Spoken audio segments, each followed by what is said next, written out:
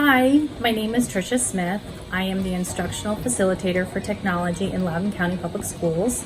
I currently work at Discovery Elementary. 3D printing has brought incredible awareness and opportunities for students and teachers to touch, see, learn, and explore artifacts that we cannot reach. 3D Herndon has been an instrumental part in my work. 3D Herndon is constantly providing incredible resources that I can use with teachers and students.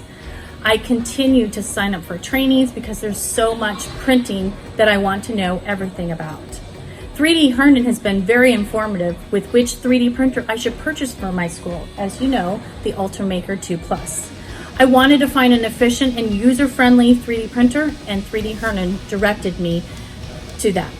I also purchased the filaments from 3D Herndon due to the efficient ordering system. I can always contact them with specific questions in regards to the type of filament and the colors.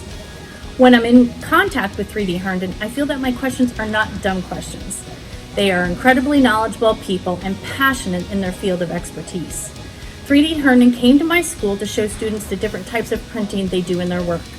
Students were mesmerized by the functionality of 3D printing and how it, in their printing jobs, are services for the real world.